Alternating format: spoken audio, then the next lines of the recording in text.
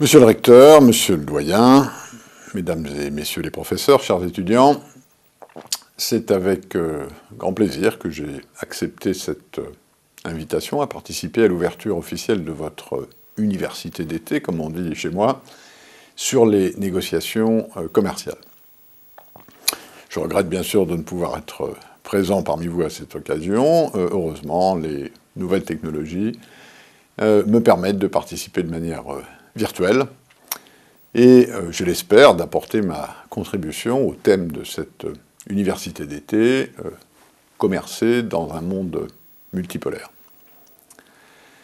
La globalisation toujours plus poussée de nos économies pose un défi de taille au multilatéralisme.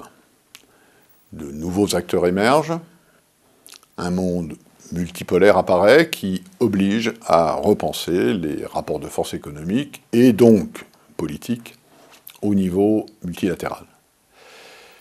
Transformation géopolitique que la crise qui ébranle actuellement beaucoup de nos économies a pour effet d'accélérer.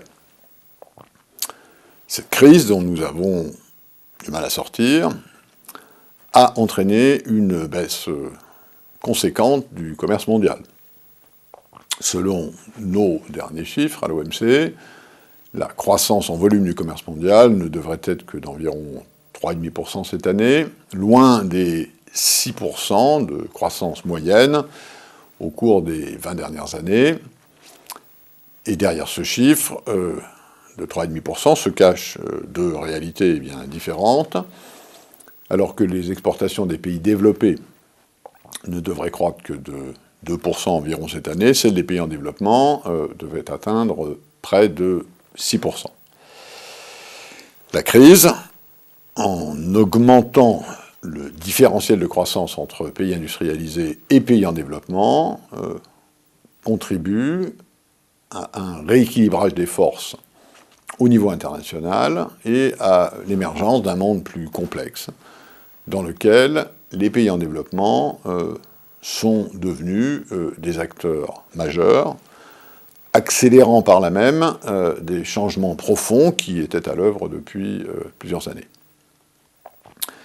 Les taux de croissance impressionnants affichés par certaines économies en développement ces derniers temps ont en effet entraîné un changement de leur rapport au système multilatéral, ce qui se traduit chez nous à l'OMC par une remise en cause de cet équilibre délicat entre les notions de traitement spécial et différencié et de réciprocité sur lequel avaient été fondés le GATT et l'OMC.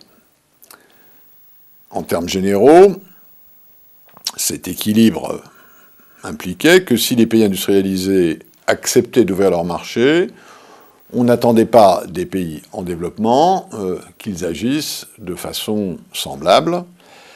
Donc, réciprocité en quelque sorte pour les riches et traitement spécial et différencié pour les plus pauvres.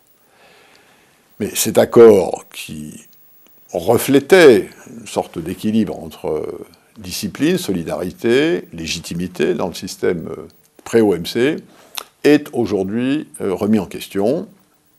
En effet, pour certains de nos membres, les économies émergentes ont aujourd'hui atteint un niveau de développement qui justifie à leurs yeux une plus grande réciprocité dans les régimes commerciaux. Ça, c'est la thèse des uns, alors que la thèse des autres, c'est que la différence de revenus par habitant des pays en développement